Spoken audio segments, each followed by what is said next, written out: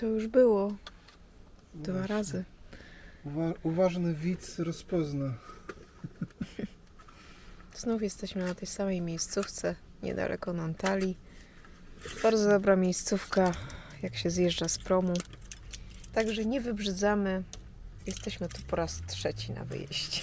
Właśnie, to chyba rekord pod tym względem powtarzalności miejscówek. Ale jak działają, to po co zmieniać?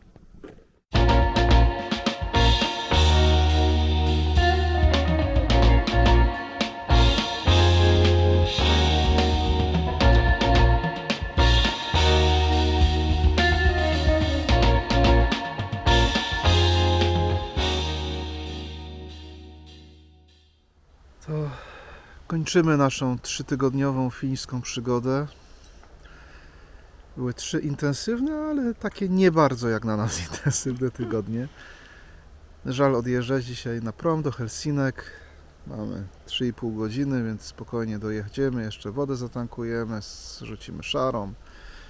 Pokręcimy się jeszcze po Estonii. Tak, pokręcimy się parę dni po Estonii.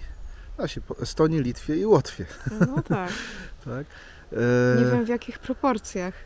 No, za to czas. Zobaczymy, jak patyk popłynie. Nie mamy jakiegoś planu specjalnego. Nie podsumowujemy jeszcze chyba Finlandii. Nie. Podsumujemy wszystko razem. Bardzo smutno odjeżdżać. Tak, pewnie było to słychać. No, fajnie było. Fajna jest Finlandia mimo tych gzów. Ja bym chciała tu wrócić. No nie, to na pewno. Jak na razie chyba nie mamy. Znaczy nie, za pół roku i tak wracamy. No, tfu, żeby nie zapeszyć. Witajcie! Jak pewnie pamiętacie z naszej zimowej serii, która w międzyczasie wcięła się w tą relację z letniej Finlandii, że nie zapeszyliśmy i rzeczywiście po pół roku wróciliśmy do tej krainy jezior i lasów. A w tym odcinku przede wszystkim Wormsi, ale zanim się tam dostaniemy, jeszcze potkniemy się o parę miejsc w Estonii.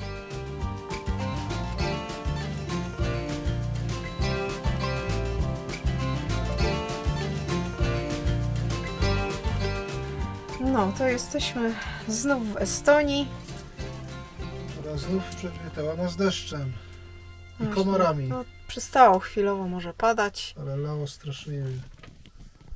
Jesteśmy na tej samej miejscówce co kiedyś, co nam się nie udał nocleg w Tallinie 2 lata temu. I znaleźliśmy taką miejscówkę nad morzem.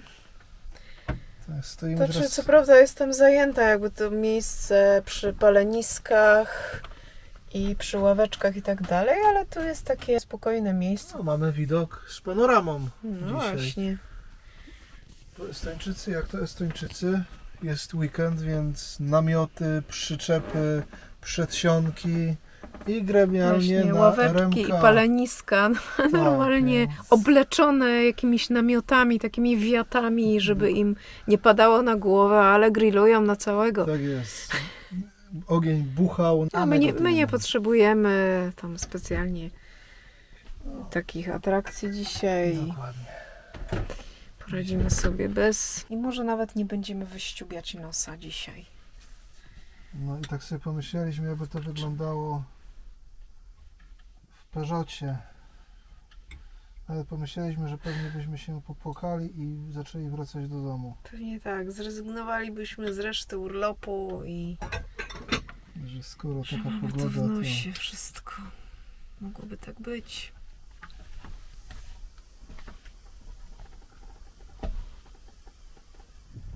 Dzień dobry. My już rozruszani. Stoimy sobie na jednej z naszych chyba ulubionych miejscówek. Tak jak wczoraj mówiliśmy, ostatnio staliśmy tam, gdzie są ten cały obóz, że tak powiem, obozowisko. Tak, było wyjście na plażę tam. My sobie stoimy chyba w nie mniej sympatycznym miejscu. Nie ma ławeczek, ale wszystko mokre, bo padało wczoraj, jak przyjechaliśmy. Z takim widokiem. I tu jest morze. I tu jest morze. Dzisiaj nieśpiesznie zmierzamy też nad morze, w okolice Haapsalu. A dlaczego? O tym później. No, dzisiaj takie atrakcje wodne, że tak powiem. Tutaj pod samą miejscówką jesteśmy właściwie. Jest wodospad Kejla na rzece Kejla. Posiadłość rodu Benkendorf była od 1832 roku. Idziemy się przejść. Ostatnio jak tędy przejeżdżaliśmy, byliśmy w amoku po Tallinie, więc nawet nie wiedzieliśmy, a wczoraj przejeżdżając patrzymy. Nie, ja jest. widziałam, że jest takie, ale już nie chciało nam się wracać wtedy. Tak? Tak było, Aha. tak się gdzieś spieszyliśmy. A w ogóle na tym parkingu to jak widać też można spać, jakby Oczywiście, ktoś chciał, tak. także Kampersko. bez problemu tutaj. No my byliśmy 2 km stąd, jak widzieliście, nad morzem. Tam A oczywiście, tam też jakby dzisiaj zwróciliśmy uwagę, że to nie jest tylko to miejsce, gdzie my staliśmy, tylko całe to wybrzeże jest rozsiane właściwie RMK. Tymi parkingami, postojami, placami i wszystkim, co tylko się da wykorzystać, żeby spędzić weekend. na łonie natury.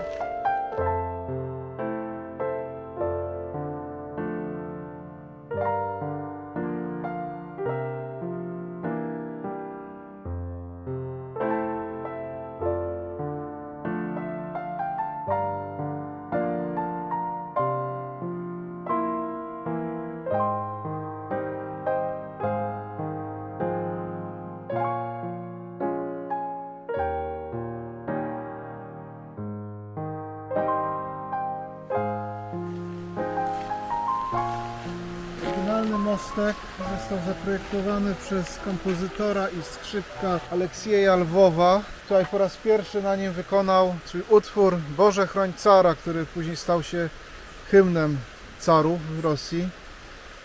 Kiedy car przyjechał tutaj zobaczyć ten most, a most był zwany bujającym się mostem, dlatego że jak się przez niego szło, to się bujał, więc musiał być wiszącym mostem. Powiedział, że most wygląda tak, jakby Lwow przerzucił swój smyczek na drugą stronę rzeki. Po wykonaniu tego utworu Lwow wyrzucił swój smyczek do rzeki i powiedział, że ten smyczek już nigdy nic więcej nie zagra.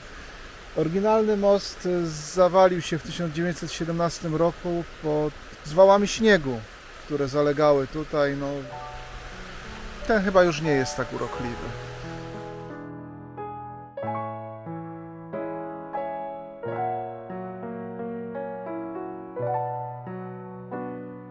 Tym razem to ja przyciągnęłam wszystkich do kupy kamieni.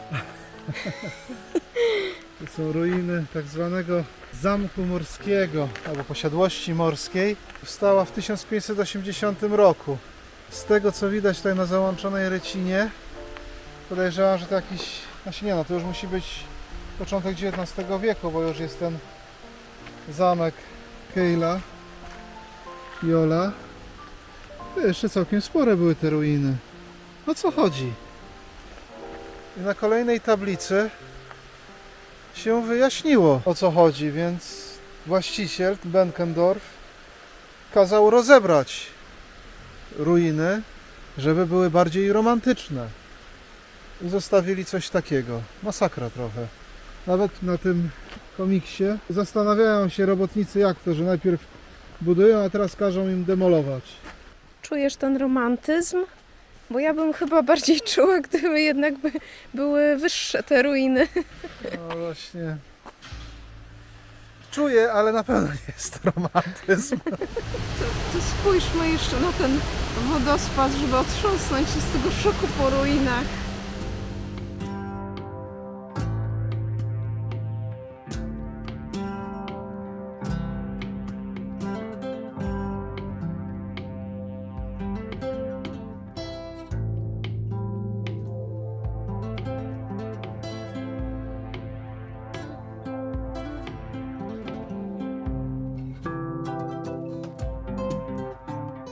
A tutaj takie jak przy tym zamku na Łotwie Jaunpils, żeby nie obciążać kłódkami mostów, bo wbrew pozorom ileś dziesiąt czy ileś set takich kłódek trochę waży. Taki sprytny pomysł. A jak widać, tych kłódek już się troszeczkę uzbierało. A tam takie zużyte kłódki. Tak, Nie wiem, już. czy to już miłość wygasła, czy... No, ale fajny pomysł. Z 2019 nawet. Nieźle się trzyma. Porządna kłódka. Rosyjska. W ogóle fajny teren spacerowy, taki zupełnie inny niż sobie wyobrażałam. Tak bardziej myślałam, że to będzie też taki był wodospad z tą tańcem na róże, nie? No, To 2 lata temu. tak. Że tak będzie bardziej dziko, tak? Tak, No nie, to w sumie park, no teren parkowy, XIX-wieczny, tak. No. ale jakoś przegapiłam tą informację. Z serii, co by tu jeszcze? Tak jest, wymyślamy, bo Ja znalazłam kiedyś coś takiego jak Studia Wiedźmy, tak jest. a się okazało, że to jest część takiego szlaku dłuższego Tak. nawet. Na Bala Tuchala, rezerwat naturalny. Oprócz studni Wiedźm są takie różne Punkty trasy, które są ponazywane. jak na przykład dziura teściowej, teścia, tudzież konia, trumienna. I kilka innych. Możecie sobie sami tutaj poczytać. Całego szlaku nie będziemy przechodzić. Nie mamy tu chyba tyle czasu, ale sobie przejdziemy kawałek. Tak, bo jeszcze nie powiedzieliśmy, dlaczego nie mamy tyle czasu, A, ale to powiemy. Właśnie, tak? Myślałam, że Nie, mówiliśmy. nie w mówiliśmy końcu. jeszcze. Napięcie rośnie. Tak jest. Dziura konia. Nie wiem, o co chodzi z tymi dziurami. Trzeba by znaleźć. Czy masz? Kody QR nie działają, Nie działają kody? Szkoda. nie są obsługiwane, jesteśmy przy dziurze konia, więc ja się podejrzewam, że to jest cały to jest teren krasowy.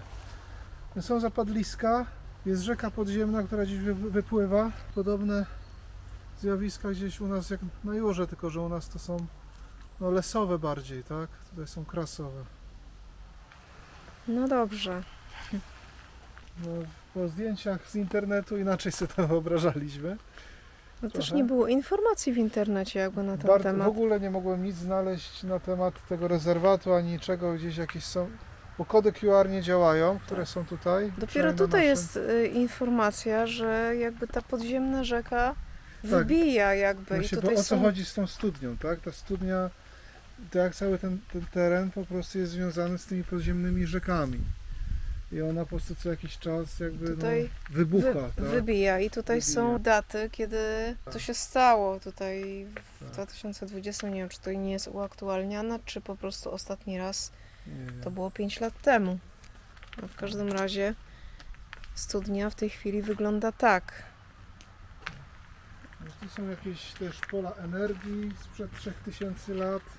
Wiedźmia studnia jest usytuowana w jednym z 5 najbardziej energetycznych miejsc w Estonii i podobne właściwości podobno ma właśnie jaskinia w Lourdes.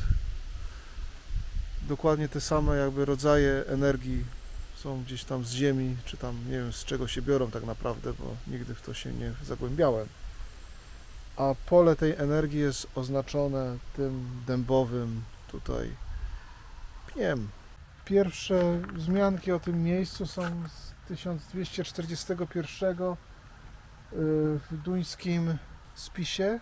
Później jest wspomniany młyn i później ta szkoła. Generalnie ciekawe miejsce. Tak, ale mnóstwo komarów oczywiście. I bardzo słabo to wszystko jest oznakowane. Oprócz tutaj tej studni, do której jest wysypana ścieżka żwirowa, to cały ten szlak to tak trochę po omacku. Trochę szkoda, no. Ciekawy teren, tylko jakoś tak, no wiadomo, naturalnie, ale chociaż jakoś szlak mógł być poprowadzony, oznakowany lepiej i jakieś informacje, oprócz tych kodów QR, które u nas przynajmniej nie działają. Dlatego też ja mam bardzo mieszane uczucia co do szukania atrakcji na Google'u. Jak zwykle jestem malkontentem i marudzę i taki jestem. Dzisiaj jest ten dzień. Przyszedł czas na rozpakowanie tradycyjnego chleba, który zakupiliśmy na Wyspach Alandzkich. Tak, alandzki ciemny chleb. Już go gdzieś próbowaliśmy. Smaczny, taki trochę jak pumpernikiel. Trochę tak. No tak. Taki wilgotny. Pachnie pumpernikolowo. Słodkawy trochę. Bigosik z Polski. Tak jest, typowy obiad podróżny w drodze, więc bez gotowania, rozkładania się. No i tak jeszcze wersja wypasiona, masełko fińskie. Genialne. Masło może nadal smakować masłem. No i da się zrobić papierek, który Się nie rwie. chyba już z 1,5 tygodnia jemy to masło. Zjedliśmy może ćwierć kostki. Nawet Tak, nie. tak kiedyś smakowało masło, naprawdę.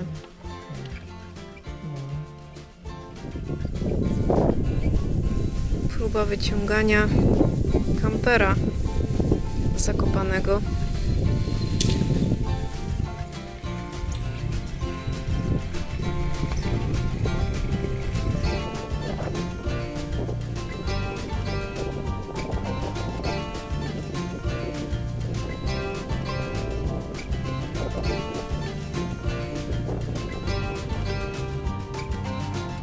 To długo na stałym lądzie nie wytrzymaliśmy. Jak było widać po znakach, Tak jest, wybieramy się na tą z tych 3 najmniejszą. Ostatnio nam się nie udało, bo promy jakby nam się nie stykały, a gonił nas czas, więc nadrabiamy. Tym razem płyniemy na Vormsi, najmniejszą z tych 3 wysp tutaj Estonii. Na Saremie byliśmy, nawet 2 razy. Na Hiiumie też byliśmy. Jest jeszcze ta wyspa, która do Saremy przylega, nie pamiętam jak ona się nazywa, to też byliśmy na niej. Więc tym razem Vormsi. promik kameralny, Tak jest, takie chyba Malutki. lubimy najbardziej. fajne są. No. No więc taka była niespodzianka, że znowu płyniemy na wyspę. A na chwilkę tylko, na 2 noce. Na jedną chcieliśmy, ale nie było promów powrotnych. Tak, na się powrotnego nie było. Wcześniej ale nie wiedzieliśmy, bo się wydarzyło, co się wydarzyło na Alandach, więc nie było co zawczasu rezerwować tego promu. A że nam się nie spieszy, więc tak się dlatego bujaliśmy dzisiaj, żeby się dobujać do promu. Dzisiaj teraz na miejscówkę, jutro sobie pozwiedzamy tą niewielką wyspę. A w poniedziałek tam 8 z minutami jakoś, czy tam przed 9 mamy prom powrotny. Tähelepanu reisijatele Briti Estońska nazwa wyspy pochodzi od szwedzkiego Ormse, co oznacza wyspę węży. Ale bądźcie spokojni, bo prędzej zobaczycie tu bielika czy żurawia niż żmiję czy zaskrońca. A o tym, jakie to przytulne miejsce, świadczy też chociażby odległość na jej drugi koniec, zabójcze 7,7 km. Na dodatek mieszka tu zaledwie 400 osób. Przesympatycznie. Miejscówka dzisiaj taka. Są tylko 2 na Parkfornajcie. Tak, To jest ta północna. Jak ktoś będzie sprawdzał. akurat jakaś wycieczka rowerowa przyjechała. Ale na przykład na tej aplikacji RMK, bo jest taka aplikacja RMK, jest więcej tych postojów takich. To nie są te campsite'y, jak to się nazywa. Tylko takie do odpoczynku, takie z ławeczką. Miejsce dość popularne, jak widać, rowerowo. Musi być gdzieś tu coś do wynajęcia jakieś. Tak, na Jakieś pewno domki, jest czy jakieś do ośrodek wynajęcia, nawet bo bardzo jakiś dużo taki. jest na Vormsi domków do wynajęcia. Tam gdzieś jest Hapsalu. Tak mi się nie wydawało, ale dobra widoczność jest. To nie jest aż tak daleko.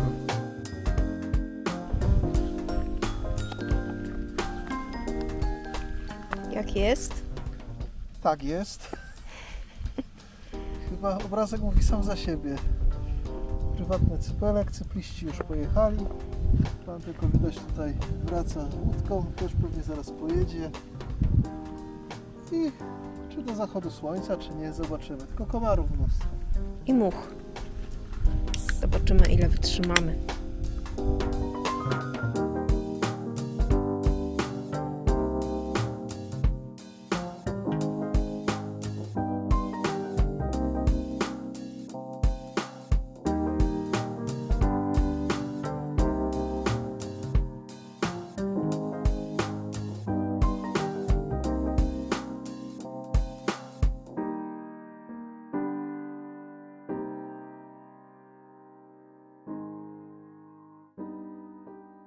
Chcieliśmy iść do jednej z latarni, tej mniejszej. Norbi?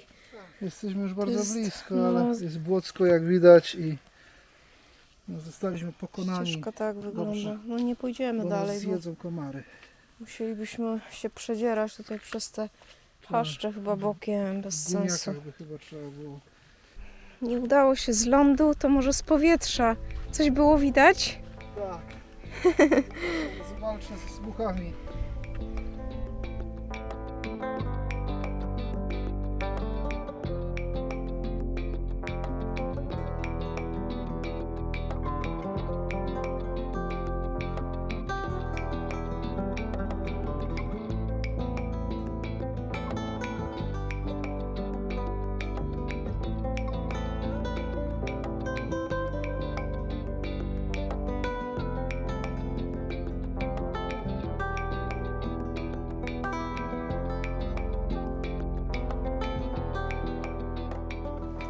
Teraz duża. Że duża jest niby taka sama jak mała, tylko duża. A, konstrukcyjnie dokładnie takie same są, więc nie dotarliśmy do małej. No ale droga elegancka. Jest tutaj.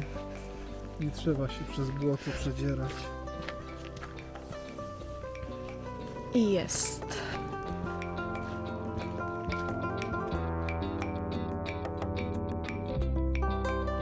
Tak w ogóle to się mówi, że Wormsea to...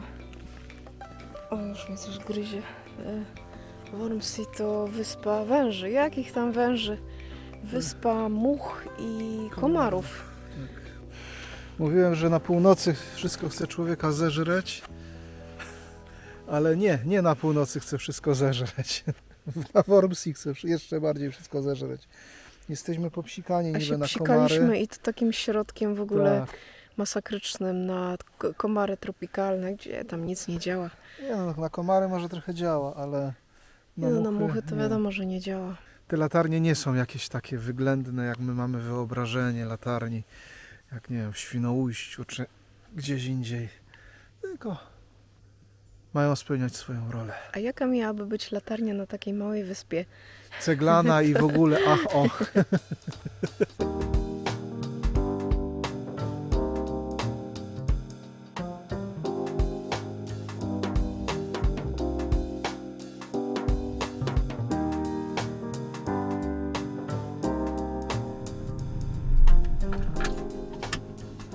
Krzesło wystawione, żeby nie wjeżdżać, to nie wjeżdżamy. Stoimy sobie przy drodze. Mnie się kojarzy Wormsea, oczywiście inne krajobrazy, ale jak Bieszczady 30 lat temu, nie wiem jak jest teraz w Bieszczadach.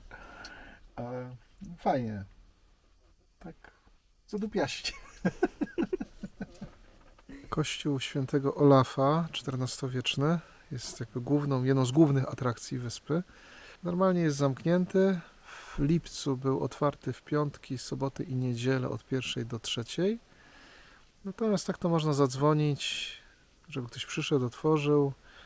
Jest jakby taka oczekiwana donacja 2 euro od odwiedzającego. A tutaj w pobliżu są, z czego najbardziej jest znane Wormsea, czyli te krzyże solarne. To właśnie jesteśmy tutaj przy cmentarzu, zaraz wejdziemy. Najstarszy z tych krzyży to jest zachowany z 1743, najnowszy z 1923, czyli z czasów, kiedy tutaj Szwedzi przede wszystkim mieszkali. Każdy z tych krzyży był robiony przez farmera, przez członka rodziny, której osoby zmarły, więc jakby nie przez kamieniarzy nie było zlecane, tylko była to jakby praca, że tak powiem, własna.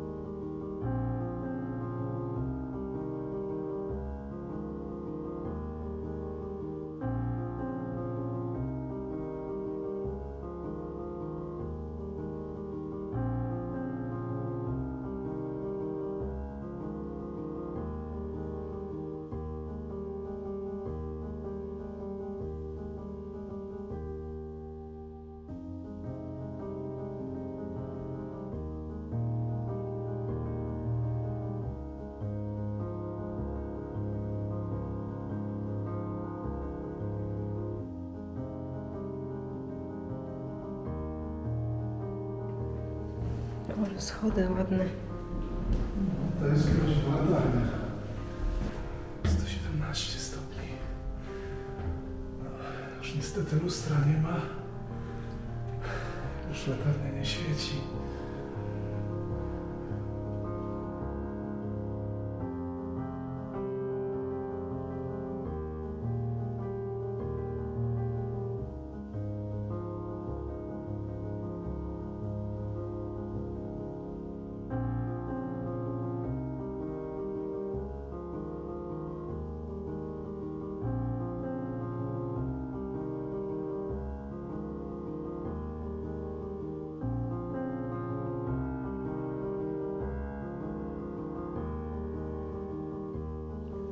Jak jest się w takim miejscu, wiadomo, można zasiąść, ale my lubimy coś zobaczyć, więc wyszukaliśmy na Google tu jakieś ruiny, jakieś posiadłości, jakiegoś manor, czyli nie wiem, dworku jakiejś takiej większej.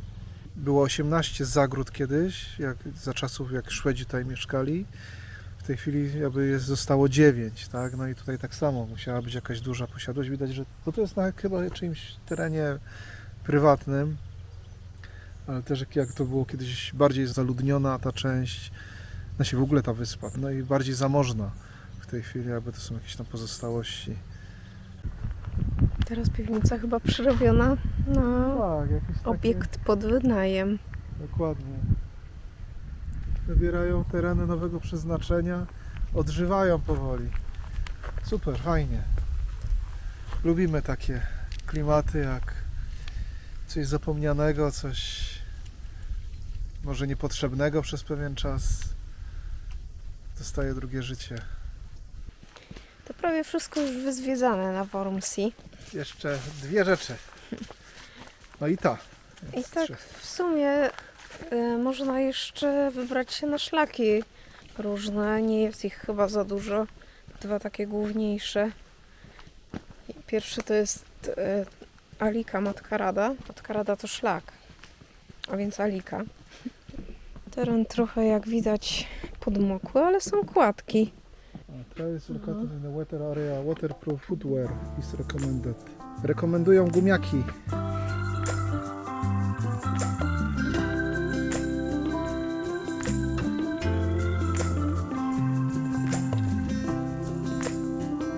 Ładnie. I żywego ducha. Oczywiście. W ogóle na Vormsi jest mało turystów, tak zauważyliśmy. Tak, a W jak sumie, jak przyjeżdżaliśmy, tylko 2 jakieś kamperwane zjeżdżały, czy 3 może. kampery promu. też tak zjeżdżały w drugą stronę.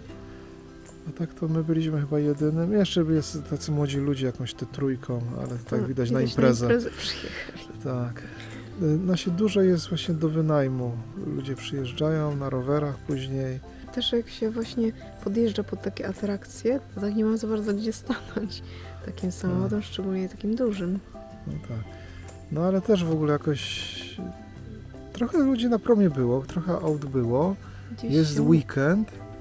rozeszli. Biletów nie było, żeby kupić zawczasu, a zniknęli ci ludzie. Nie ma.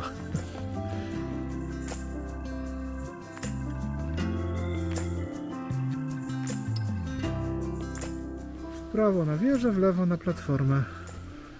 Muszę przyznać, że byłem sceptycznie do tego szlaku nastawiony, ale póki co jest fajnie.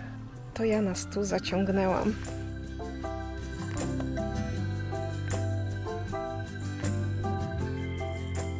Już drugi raz widzieliśmy bielika, które tutaj na Vormsi występują. Jest też duża populacja żurawi, natomiast ze ssaków jest bardzo duża populacja dzików. To zaskakujące na taką małą wyspę, a nawet niedźwiedzi. Że są niedźwiedzie, więc ciekawe. Naprawdę mała wyspa, gdzie to się gdzieś w tych ostępach leśnych, mam nadzieję, że nie spotkamy.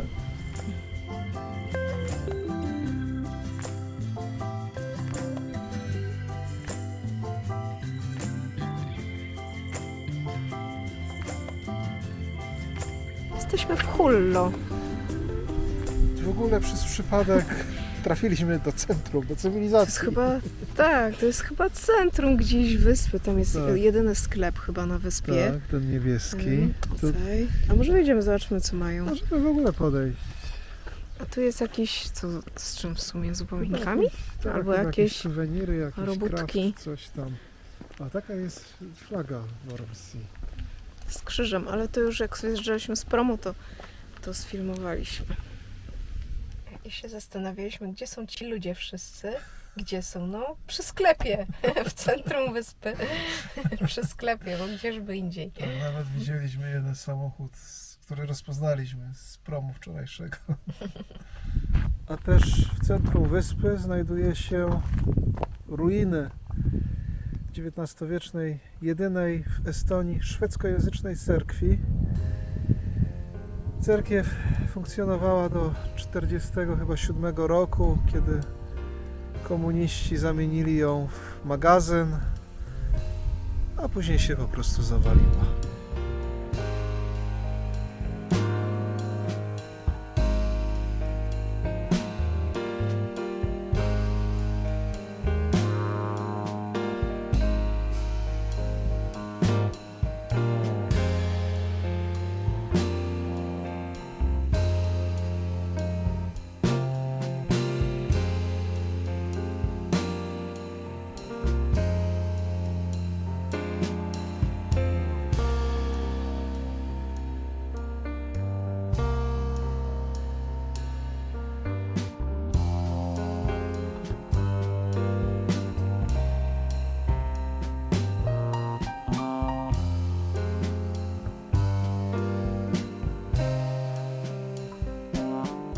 Szlak generalnie na razie dość monotonny.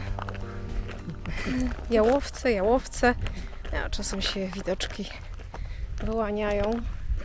Czasem też przebija po drugiej stronie lewa część cypla. Za chwilę dotrzemy do drugiej wieży widokowej. Mnie nie widać na kamerze, ale płynie prom na Fiume. Można było zauważyć, było ogrodzenie pod napięciem przez dłuższy czas. Dlaczego? Bo tutaj, tak jak na Fiumie, tak są dzikie konie podobno, ale również Krowy szkockie. szkockie, te Highlander, Taka rasa z tymi długą Włosiem, sierścią. No na razie żadnych zwierząt nie spotkaliśmy. tak. Nie, spotkaliśmy. Co Muchy. Muchy, no to muchy to wiadomo. Muchy są zawsze. Muchy są niezawodne. Nie mówiliśmy bajek, nie opowiadaliśmy. Tak, w tych rejonach można spotkać bielika. I 3 gatunki łabędzi. O, rzeczywiście. Cisza.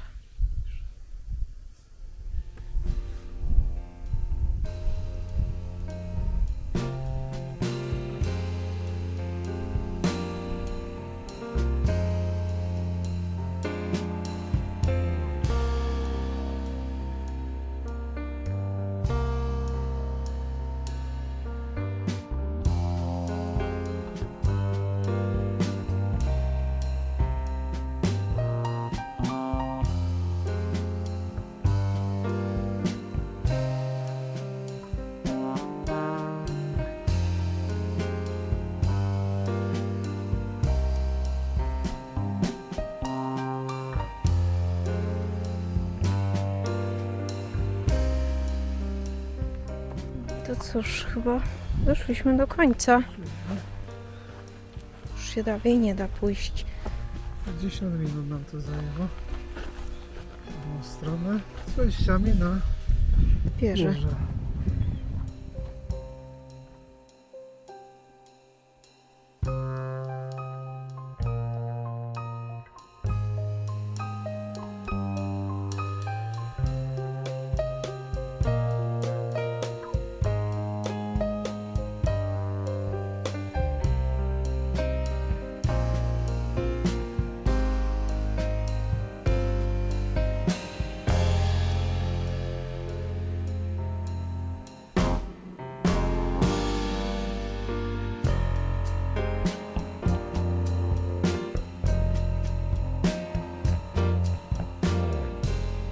Po długich dywagacjach staliśmy na noc w miejscu chyba, które już kojarzycie.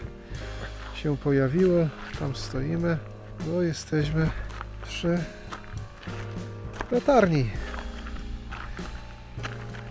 Jesteśmy tylko my i morze.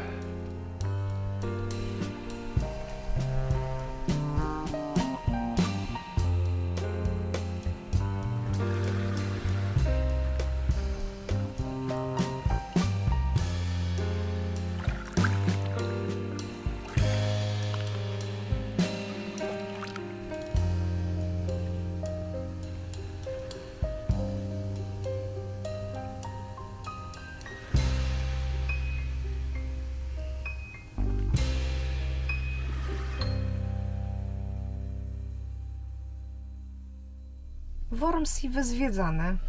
Prawie wzdłuż i wszerz. Tak, zostało nam jakieś, nie wiem, jakiś tam taki malutki szlak, jakiś taki kilometr, nie daliśmy.